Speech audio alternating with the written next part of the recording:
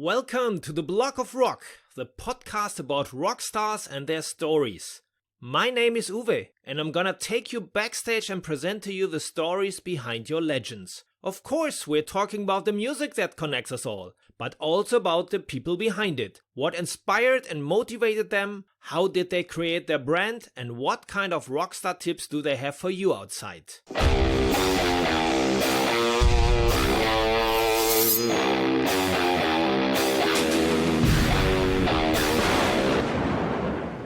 Hey everybody, Mark WEISSGUY Weiss here. Thanks for watching and listening to some conversation I had with the Blog of Rock. Hi guys! In the last episode we got into the time machine with photographer Mark Weiss, also known as WEISSGUY, and landed back in the 80s. Here Mark told us about the encounters with the rockstars at iconic music events, such as the Jazz Festival, Live Aid or the Moscow Love and Peace Festival. This time we talk about his photo work with Bon Jovi, Ozzy Osbourne, Guns N' Roses, Sebastian Bach, Kiss and also Doro. You can find all the pictures in his book The Decade That Rocked, which is now also available in Europe on Amazon. All relevant links are ready for you within the show notes of this episode. Then I also wanted to know who was his most difficult customer and how his business developed after the 80s. So buckle up again and get into the rocket. So let's dive into the book again. Of course, you made a lot of iconic pictures from artists, but I thought that the most iconic picture you did doesn't show an artist, but a girl's breast in a yellow wet t-shirt. Is it? Oh, yeah. Do you see it yourself? The slippery on wet cover? Oh, this one? The original? Yeah. So this is also done by you? Yeah. This is, there was actually 5 different covers. It was first called Wanted, Dead or Alive, Wanted. And I had them dress up like cowboys and they grew beards and I put them on a Wanted poster and we shot them in Vancouver in a in a dingy, dusty old, warehouse where it looked like a hideout. And that was the theme in the beginning. I spent a lot of time and effort and film and location scouting and everyone loved the photos, but then they decided that it was a little bit too, they wanted it to be a little more lively and they didn't want it to be so dark, I guess you could call it. So we scrapped that idea and then we came up with Slippery When Wet. I think the idea came from, it kind of came from a road sign, Doc seeing the road sign and then, we're all hanging out at the strip club and the girls would be descending from the poles and they would go in these plastic booths, with water on it. So we kind of put 2 and 2 together and came up with Slippery When Wet. So then when we went back to New Jersey and the band was done recording, they had me do some scouting and we ended up doing the photo shoot with the cars and by John's apartment down by the beach. And then that day when we were doing the shoot with the band, we didn't know what it was going to be. We didn't know at that time it was just a photo shoot with the concept. We didn't know it was going to be a girl with big breasts with a t-shirt. We had them in there. So we wanted one girl to stand out. And literally we just went across the street and found this girl, Angela, and then ended up putting a t-shirt on her. Someone we found just 5 minutes before the shoot. Everyone else was there. Most of the other girls that were there that we got, like the guys' friends and girlfriends and, friends of friends, there was no one with really large breasts, So we needed to find someone and we did. Actually Tico and my assistant, Danny Sanchez, went over across the street and just came back with Angela. What a lucky career. Yeah. And then after we saw the photos, we were like, we so Angela in the middle of the photo where your eyes would just go there. We're like, let that be the cover, So we just shot her by herself against the blue background. I had a plexiglass in the front of it to resemble, the strip thing, whatever.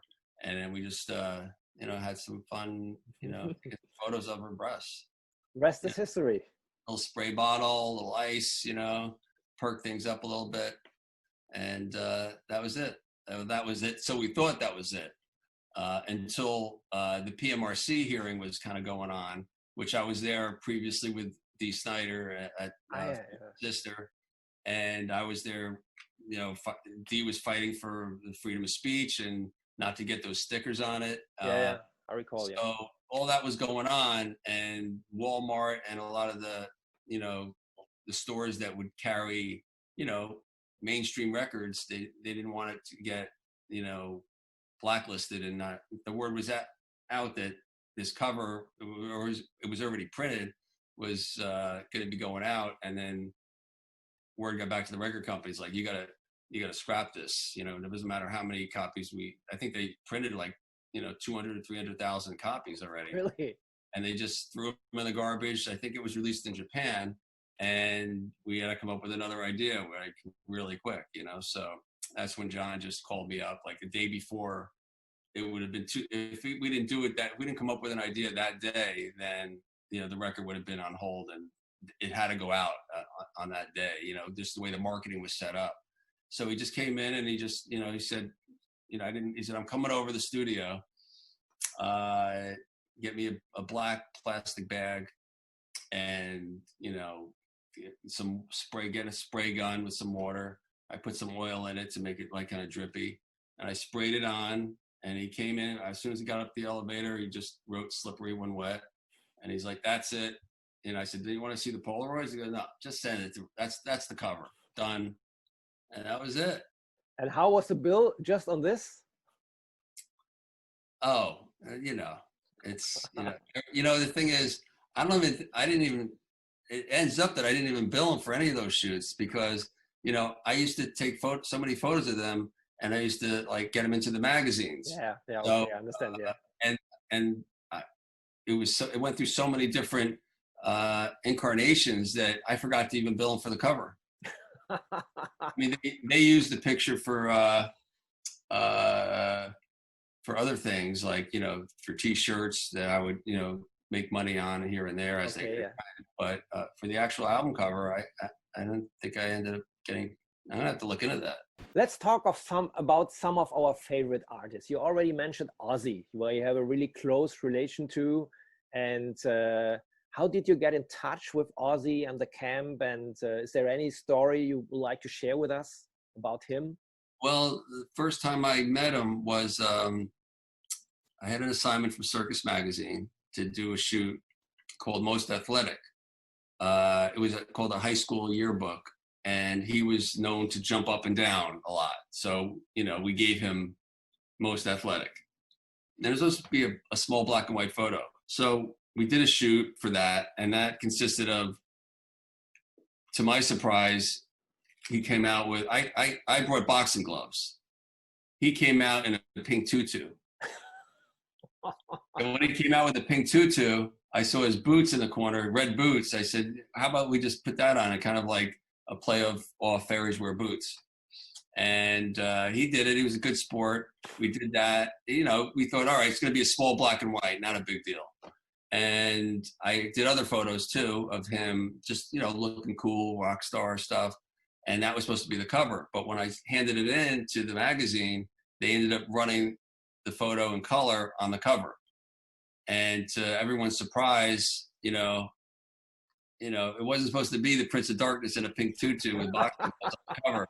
So it kind of didn't put me in a good light in the beginning with the Osbourne camp. But then we started getting a lot of good attention from it, and the record started doing good. And then we kind of, you know, it ended up being a good thing, and we ended up doing more kind of crazy shoots out, you know. I saw the Easter Bunny picture you just posted a couple of weeks ago.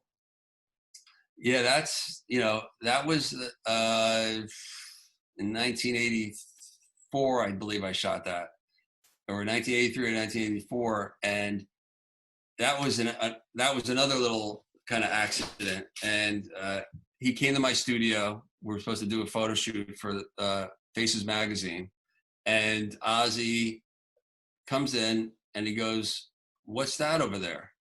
And I looked, and it was an Easter Bunny outfit and a trestle, you know, with flowers. And I didn't even know what it was, because I shared my studio with a commercial photographer.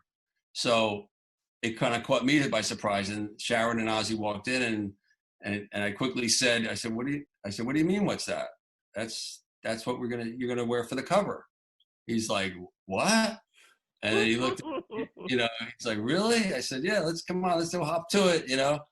And he's like, he looked at Sharon and it's like, you know, and she goes, have fun, boys. And she left.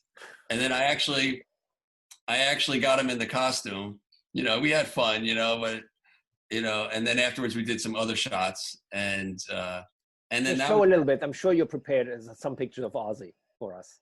Oh yeah. Yeah. But yeah, we got the photos that we used, but those photos of the Easter Bunny, I didn't put out. I didn't even show Sharon them until like 10, 15 years later when I said, I just sent it to her on one Easter as a joke and she posted it because I didn't want to post Ozzy, the Prince of Darkness, into this bunny outfit, you know? But then once Sharon posted it, Ozzy posted it on his social media, I said, you know, the bunny's out of the closet, you know? So then I started posting it every year and it was okay, of course, you know? That's funny. That's funny. So you have got a prepared Ozzy picture from your book to show us? Oh, I will show you. Actually, I'll show you that. Actually, in this book, we have 3 gatefolds.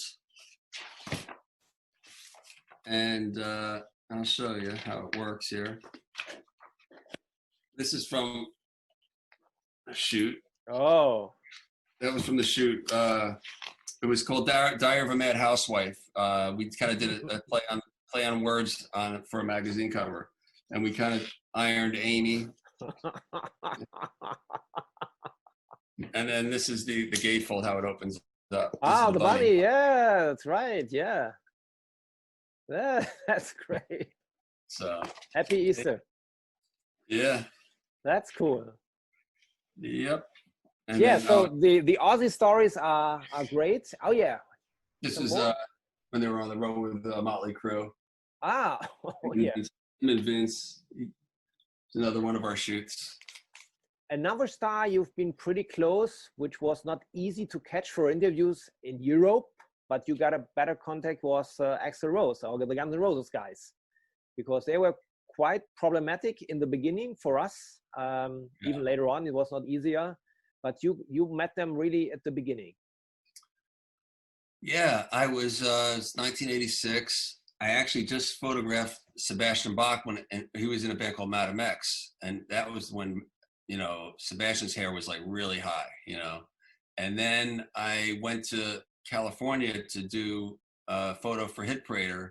They wanted me to shoot Guns N' Roses because, you know, this is before their album was even out, but there was a big buzz on them. And the record company set up a shoot. And at the time, they didn't really want to shoot with me because they had their own photographer. And the publicist, Bryn, like insisted, you know, I had a relationship with Bryn with Motley Crue when she was, you know, over at Elektra, and she helped set up some photo shoots with Motley Crue.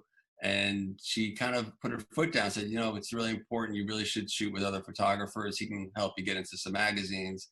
And, you know, she went to bat for me, and they agreed. It was a quick shoot. I went over to where they were recording and set up a background. And Axl, you know, had his hair. That's when his hair was really spiked up, and he had pants on, and it said "Glam Sucks" on it. And then he really would never look at me, you know. And he kind of, you know, and on his pants, you know, he had his hand on his pants, and he has it's like he was giving me the finger, you know, to most of this photo shoot, you know. Mm-hmm. So that's in the magazine, in the book. And then I don't know, they liked the photo shoot, and that was his way of kind of not giving me the finger, but just like, you know, just a contradiction to Glam Sucks, and here's this like fuck everybody, I guess, you know. It was a message, you know, to show that he was certain attitude at that time. Yeah, and nobody knew who he was really, you know. And so that ended up being, I believe, on the cover of the magazine, and then they got some good press out of it, and ball started rolling. And then they came to New York when they played at CBGB's, and they did the Ritz show. And Bryn, you know, I guess the guys liked me and they came to my studio and I did a nice photo shoot. Then they told me to come over to CBGB's where they're doing an acoustic set and an autograph signing, and did some photos around CBGB's, which are some iconic photos that, them hanging out in front, and that's featured in the magazine. And then I think after that, they opened up for Motley Crue, and that's how I got the cover. When I went there shooting Motley Crue, they were opening up, and they were just hanging around, and I was friendly with Steven Adler, and I asked Steven if he would help me set up a photo shoot with the guys. Can you ask Axl because they were all in the dressing room, can you ask Axl, tell him I'm here shooting Motley, and I want to just do I have my lights out here, can we do a photo shoot? And he said, come back after the show. So I did. And right before Motley went on, I said, I got to go, can we do it? And they said, yeah. And I went backstage, and Axl was in a towel, in his boots. And I says, oh, you want me to come back? He says, no, let's take the photo. And, and he gave me the finger on that one too. And that's the cover shot. So it kind of like, it goes full circle. And then I shot him again when they, in '88, when I was just in LA, and I reached out to Bryn. I said, are there guys around? Want to do just a really impromptu shoot at the Sunset Grill, just really easy, and do some photos. And they all agreed to do it, and everyone showed up except Axl. So I have individual photos of all the band on one day, and then Axl came the following day.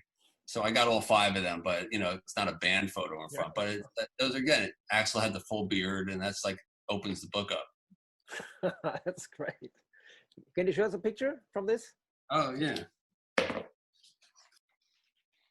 Okay, this is the Florida. This is from the same shoot for the young cover. Axl.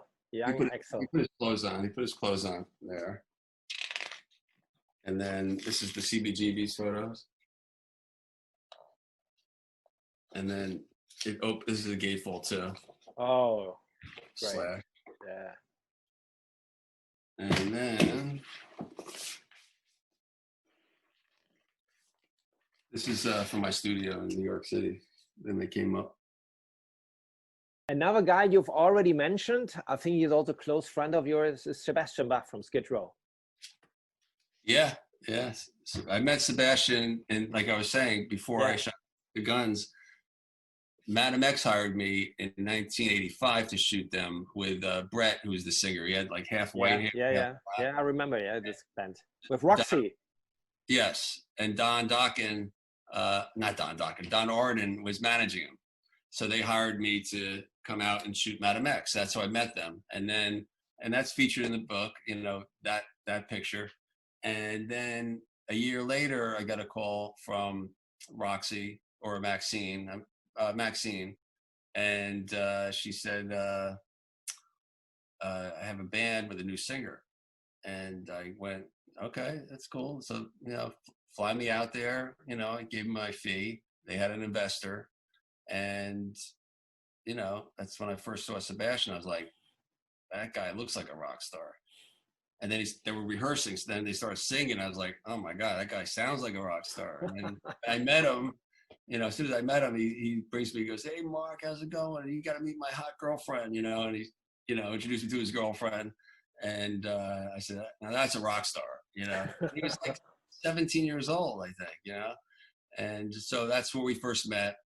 And then fast forward, fast forward the next year, I had a wedding. I got married in 1987, and I had my secretary invite, like I said, just invite all the bands that that I've shot and that I'm friends with, and I just kind of met them. I didn't, I knew them, but they weren't buddies. But I invited them, and I didn't think they were going to come, So they came in there, they all drove in from Michigan, and Sebastian was, at that time, I believe, he was kind of not really in the band anymore, but he made sure he was going to be at my wedding, for whatever reason, fate had it. and they all went there. We all had a great time, and Zach was there. Zach just got into Ozzy, who I helped get introduced. I introduced Zach to Ozzy, and so he was at the wedding. And Kevin Dubrow was at the wedding, and at the end of the wedding, they all went up and they played "Bang Your Head," and even me, I got up there too, as doing the back row. So that will be in the book as well. Those pictures for the first time after 1987.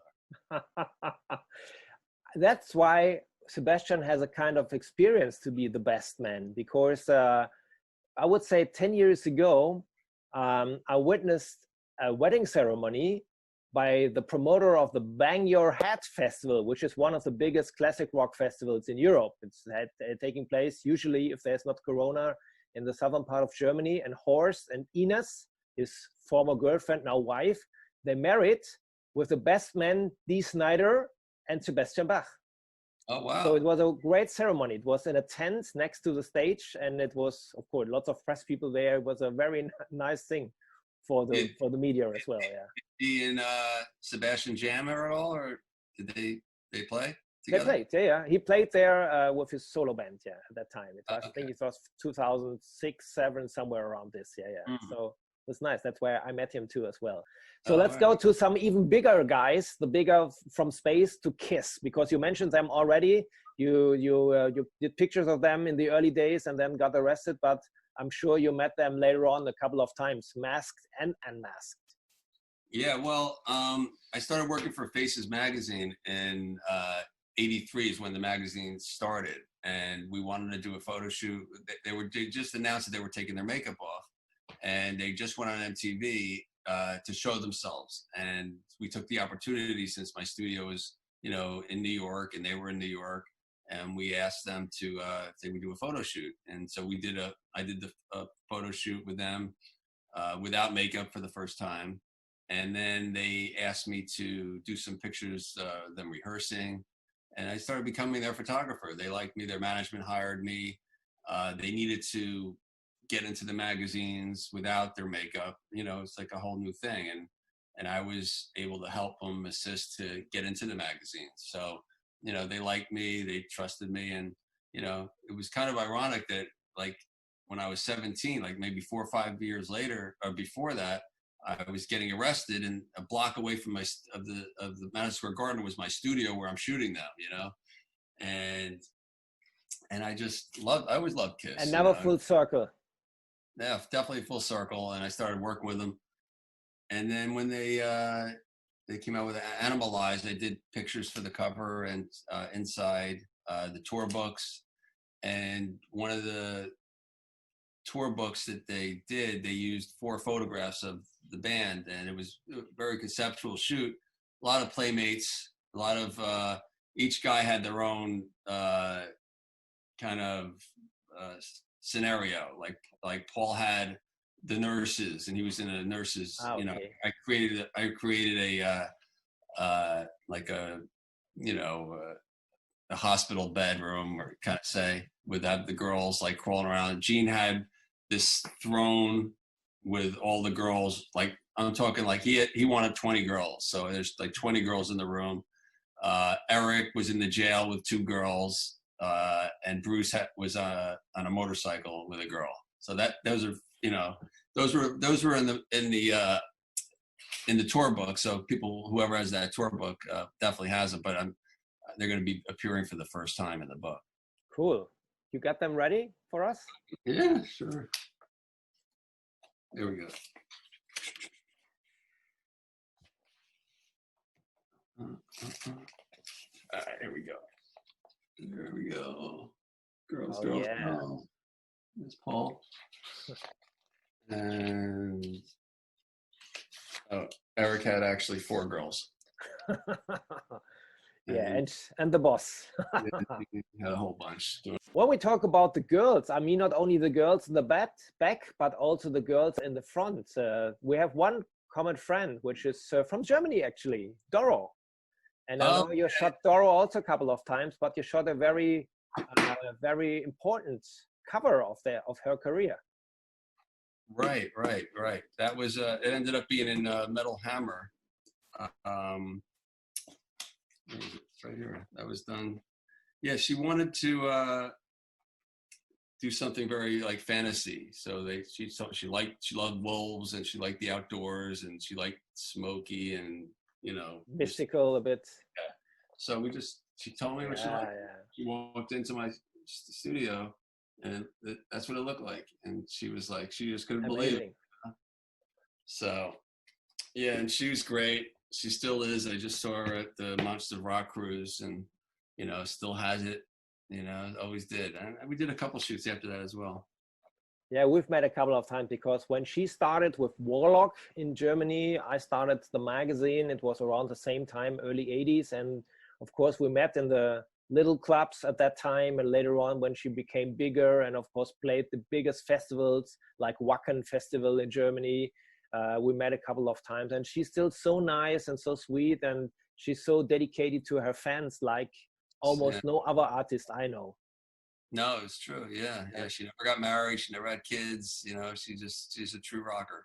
That's right. Yeah, and she's still successful in her way, and she does everything just to promote her music, but also she loves to be surrounded by her fans. That's what I really respect for her.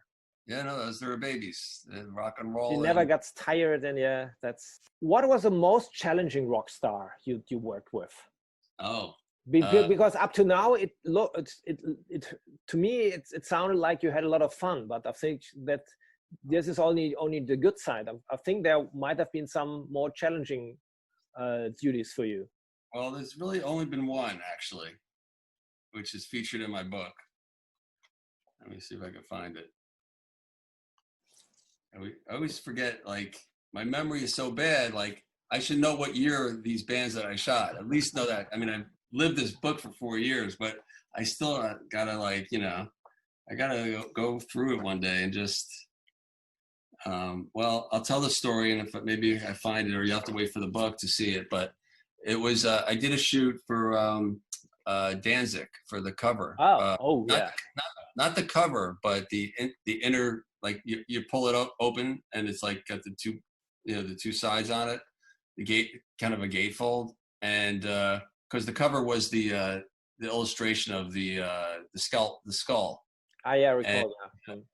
And so they just needed some new publicity photos and photos to be used in the packaging and whatnot. So they came to my studio, and they were, pretty much just kind of, I never met them before, and they were just kind of not that the friendliest. They were just quiet. I'm not going to say they're not friendly. They were just quiet. And then I just said, all right, let me just, no small talk. Let's just get right to work. And there they go. They were, I was kind of positioning them, okay, over here and there. And I brought Glenn a little further, because he's a little smaller. So I have the perspective. If I bring someone smaller, it will make him look on the same height as them, instead of just putting them all in a row. So, I was working them out. And then I said, okay, just, everything looked good in the photo, composition wise. And I said, okay, Glenn, lean to me a little bit, just lean, because, he was like this. And when anyone does that, this thing gets to be a little bit doubled or whatever. So I said, just, lean into me a little bit, lean in, that's what I always used to say, lean, like you can't hear me, like I'm pulling you with a fishing string. I said, like, just hooked you, like, come forward. I was trying every trick in the book, and they were just, all four of them would just stand there, and they were all had like these double chins pretty much, And so, I went to the first guy. I didn't even know their names, So I went to the first guy, and I kind of moved him around a little bit, because I used to do that with all these other bands, Bon Jovi, Ozzy. I would like get in their face and kind of like joke around a little bit. Like sometimes I would tickle them a little, but I would actually move them when they didn't when they didn't get it, like most of them got it, but some really didn't. They didn't understand like what I was, saying, or when I say lean forward, they would go like this, or, but I just needed them to do this. It was real simple, but some people just didn't get it, and those guys didn't get it. So when I started shuffling them around, the first guy, then the second guy, when I got to Glenn said, "Don't touch me." I'm like, oh, okay. And so then I went to the next person, and you know, I didn't touch anyone. And I said, all right, that's it. So I went back, took a few more photos, you know, and they ended up using the photo and they liked the photographs. But then I think like a month later, I said, I talked to the record company. I'm like, how's everyone like the photos? Everything good? He goes, yeah, but you know, Glenn doesn't really, you know, want to work with you anymore. I'm like, what do you mean? He's like, you know, I said, did you do anything to piss him off? I said, you know, the only thing I did, and I told him the story, you know, and he's like, oh, you shouldn't have touched him. Besides all of the rock stars, is there anybody you would have liked to take a shooting with from the, let's say, from the celebrity world, like any politician, actor, sports guy? Is there anybody whom you have missed so far? Would you like to have taken pictures of? Yeah, I'm not really, I guess just, because you covered everybody. Right, but I would have liked to done like a photo shoot with Mick Jagger. I think that would be cool. You know, Mick Jagger for sure. But no, that's pretty much it. You know, really. I mean, you know, Jimi Hendrix when he was alive. Yeah, of course. Yeah. All those, you know, Janis and Jimmy, and Jim Morrison. Morrison, you know, of course. Yeah. Yeah. But no, I mean, I pretty much, you know, shot everyone that I, you know, I admire, I respect, and yeah, I've been fortunate enough to do what I do, and you know, people seem to take to me and my camera, so I'm fortunate when it comes to that. So what happened when all the 80s bands at the beginning of the 90s, when there was a different kind of music genre coming, or different ones, so there were many of coming. So what happened to you? Did you went on doing pictures for other genres, or what happened to you? Because have you been booked for the same bands and did the same bands, but with less popular albums, or did you move on to other genres? Well, what happened was, like, I ended my book with 1990, and I was on the Cherry Pie video with Warren, and that album did great. So it's like, I didn't think anything was going to stop as it did. You know, nobody did, you know. We just thought it was going to keep going and going and going. And then, of course, things change. And I kind of kept going for a few years. Skid Row was still, you know, popular, but still the magazines didn't, you know, things were changing. And then Kiss came out, you know, in '96. So that was a little bit of resurgence. And I feel like that kind of brought everything back again slowly, you know, but not enough to, you know, support myself or anything like that. And I always thought that with this body of work that I created in the 80s, that I'm pretty much set. You know, I didn't think it was going to be held against me. And it's what it seemed like it was doing. I mean, I've shot, you know, I shot Soundgarden and Alice in Chains, and, you know, for some, you know, Metal Hammer and some other magazines, but I didn't really connect with them. You know, they didn't want to be photographed. They didn't want to have fun, you know. They just wanted to play music and do it. Different attitude and image at that time. Yeah, which is fine, you know. And then when God forbid I should bring up that I did Slippery When Wet or Dokken or Cinderella, you know, you know, I knew not to say that to what I did, you know. So I just took it. I took it like I was a new photographer pretty much. And then CMC Records had some classic rock. They had a classic rock label. So they had bands like Eddie Money and Leonard Skinner, Styx, a bunch of bands, and a bunch of bands that I liked from the 70s, you know. So now I was starting to work with them, doing their album covers and even doing some home videos and regular videos. So that kept me going for a good chunk of years. And actually, in the midst of all this, even in the 80s, like I was working for Bravo magazine, shooting pop stars. Like even like back from Dagmar Dunlap, I used to work in Bravo. That was my first time I used to work for them in the early 80s, you know, like early 83, 84. I shot Alec Baldwin and all these things that she set up. So I have a bunch more photographs and things that I'm keeping under the covers for now, because I want to brand myself. I am a rock photographer, but I do have, after this is out and I put out other things, the stuff that I have, like I have Backstreet Boys and NSYNC, their first shoots, you know, Justin Timberlake at his home, and, you know, how I got them from Bravo, You know, they hooked me up with these pop stars, and I would go do home shoots. I would do shoots at, you know, at their homes, on the road, videos. And so that gave me a lot of access, because Bravo is a big magazine, and a lot of bands broke there first. So I started in the 90s, started doing a lot of stuff there, like, you know, Christina Aguilera, when Genie in the Bottle came out. I ended up doing the photos on the video shoot, and then becoming friendly with the artists. You know, Christina liked me and wanted to use me. So I started being her photographer. I ended up doing an album cover for her and tour book. I went to Hawaii with, you know, I did some traveling. Black Eyed Peas, I met through Bravo, just Kesha.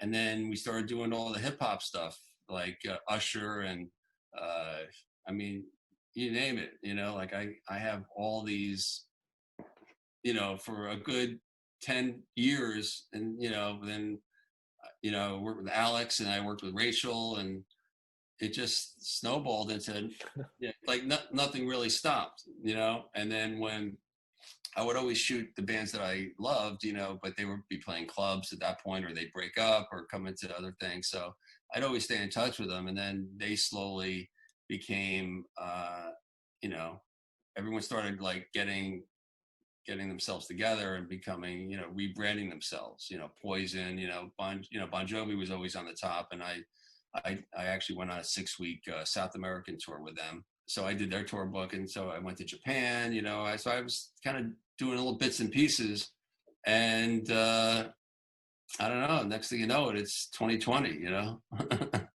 The stadium tour would be the next big thing happening in the US, but I don't think it's gonna work. Would have been this a job for you, a stadium tour? Yeah, well, I was gonna. I was just talking with some people that because I had an idea. I wanted to go on a tour, a book tour. So I thought of like all the bands this summer were playing, like, you know, Alice Cooper, David Coverdale, you know, Whitesnake, Ted Nugent, and then the stadium tour. Just everyone was out on tour, so I wanted it to like go where they played the day before they had their show, and maybe do some radio, help promote their show. Also have a gallery, maybe do some you know, foundation, tying up with some soup kitchens or something, and get some, you know, cross promotion, and then shoot the show, you know, and then go to another tour and do that, you know, just kind of, you know, I was looking for corporate sponsorship to get like a, you know, a traveling vehicle and wrap it with whatever, my photos or their product, maybe Canon, you know, the camera that I use. So I was just starting to do this when all this stuff happened. I was in conversations to do this, and I was excited, and I was going to go with my girlfriend and just travel across country selling my books, you know, and talking, maybe doing some, you know, lecture things with some colleges. And, you know, I had a lot of plans, but the way I look at it is everything's going to happen a year later, you know? So. But the music will not change in the book, and the memories will not change. This is something which goes on forever in the hearts of the people. That's a good thing. Yeah. So you can even, you can postpone it to next year. It's not getting old. It's like a good red wine. It's going to give, like right now, I've been doing social media like crazy. I always wanted to. Really, I'm following you. That's why I saw the trailer. You know, it's now, we have now Wednesday evening in Germany, and on Sunday morning I saw the trailer of the Decade That Rock, and I thought, this is an interesting guy for doing an interview. Then I contacted you, and a day later we already arranged this nice talk. This is crazy. Well, I wanted to, like, I never had the time for this book, because when I was doing this book like full on for 4 years, like I was in here I was putting off vacations, you know, because they kept telling me the deadline was like in 3 months, and then it ended up being like 4 years later. But I try to make it like perfect, and finally we got it done, and now I can like take a deep breath and work on social media, because I've had other people do it for me, and I've never been really happy with it, and I've always wanted to be hands-on and connect with the fans, and now I'm really connecting with everyone. Like anyone that writes, you know, there's an email address at thedecadeThatRock.com. Anyone that writes, have a question, whatever, anytime someone says I just did a pre-order, I'll write back thanks, and write a little something. I also have anyone that does a pre-order before June 2nd. I'm doing a promotion where they get the cover photo of the Guns N' Roses and I sign it, and I put the name on it and stuff. Oh, that's cool. And I sell for $200. I'm just saying, just pay shipping and handling, and I give them some postcards.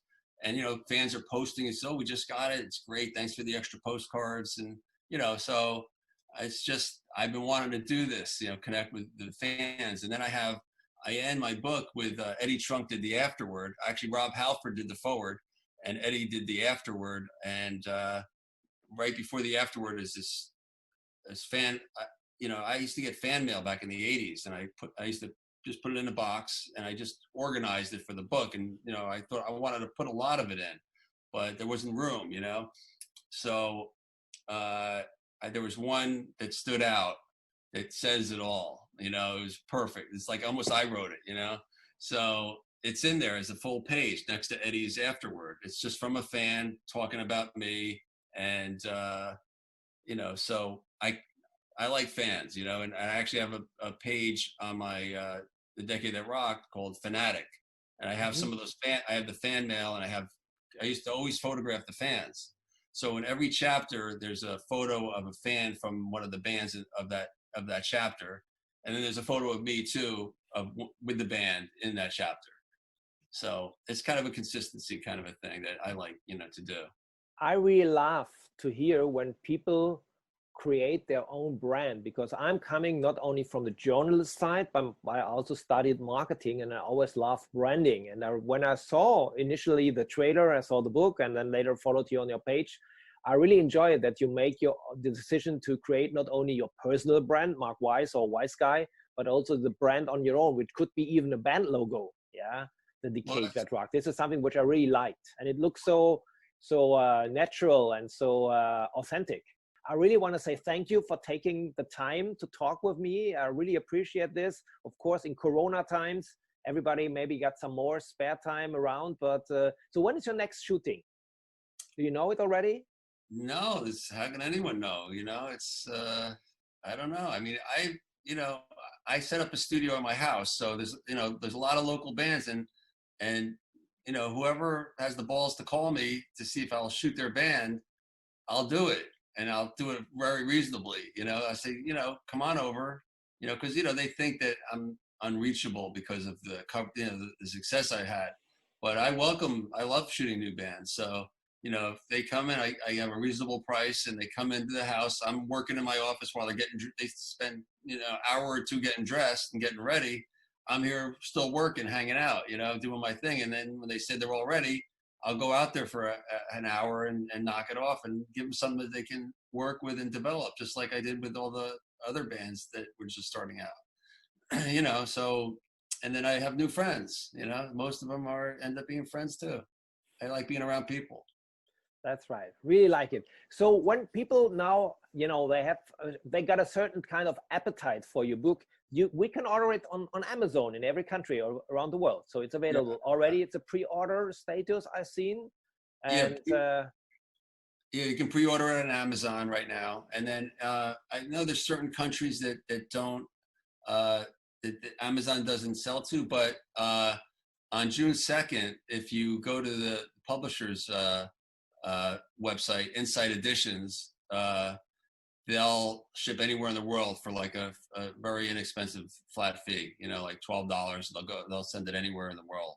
So that's because I've been getting calls from different countries, not, texts and, comments. So, and then, eventually I might get an allotment and do some signings since I can't go on tour, and maybe I have a bundle package on The Decade That Rocked where you have a slipcase and a photo and some postcards. So, you can upgrade from the book to a little bit more detail.